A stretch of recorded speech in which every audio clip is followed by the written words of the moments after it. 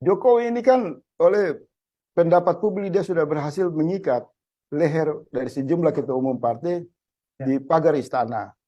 Dalam bahasa yang umum itu disandra. Partai-partai itu disandra. Itu bahasa umum. Nah, dia akan memainkan peran berpura-pura seolah-olah tenang. Tetapi kecemasannya bisa dibaca oleh suara yang reaksi yang muncul dari ketua-ketua umum partai. Misal Golkar, misal Yusril Iza Mahendra. Itu kan reaksi-reaksi itu mewakili bukan pribadi mereka. Reaksi mereka adalah gambaran kebatinan Jokowi yang sangat galau, sangat takut. Karena sejak awal mereka sudah mendesain. Mereka hancurkan MK, masuk melakukan perusakan pemilu, kemudian kalau ada komplain kembali ke MK, maka adik ipar Presiden Jokowi dan kelompoknya di sana mengamankan pemilu. Skenario ini batal.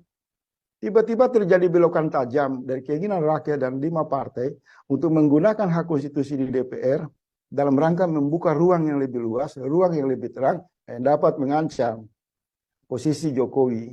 Bukan hanya hak angket ini akan berhenti pada masalah pemilu. Ini bisa banyak masalah. IKN misalnya yang dipakai sebagai ikon kampanye yang demi kepentingan Prabowo dan Gibran, itu semua bisa ditarik. Bisa menelanjangi kekuasaan dinasti politik.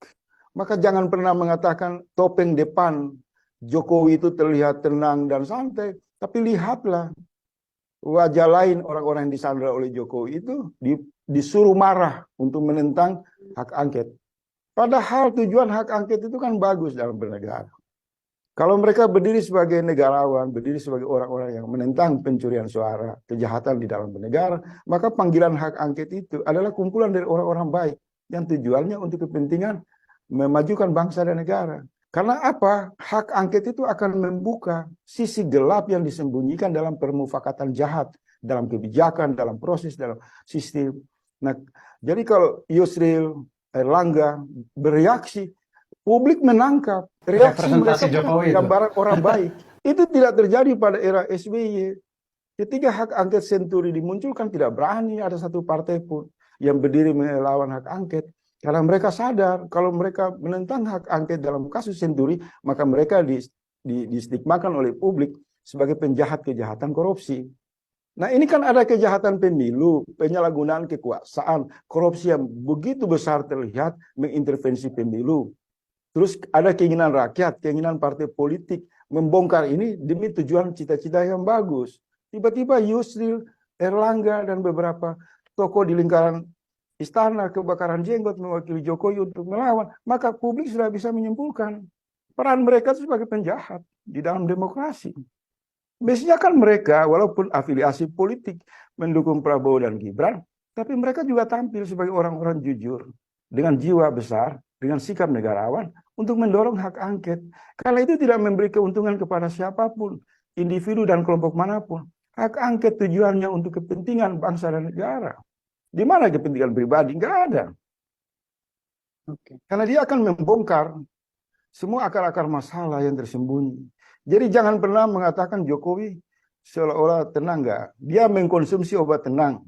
Tetapi reaksi-reaksi di lingkaran istana menggambarkan sisi dalam Jokowi yang sangat ketakutan.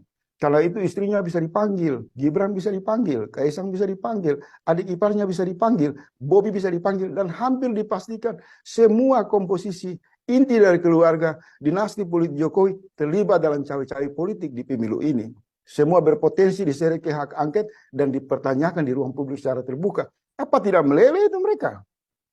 Mereka akan kehilangan hak proteksi, fasilitas yang selama ini melindungi mereka dengan kebal hukum, melindungi mereka dari pertanyaan-pertanyaan publik di wilayah penyelidikan formal, maka tiba-tiba hak angket membuka, meruntuhkan semua keistimewaan kekuasaan, dan satu persatu dari Jokowi dan keluarganya akan diminta pertanggungjawaban dalam tanda petik pengadilan versi konstitusi di ruang publik.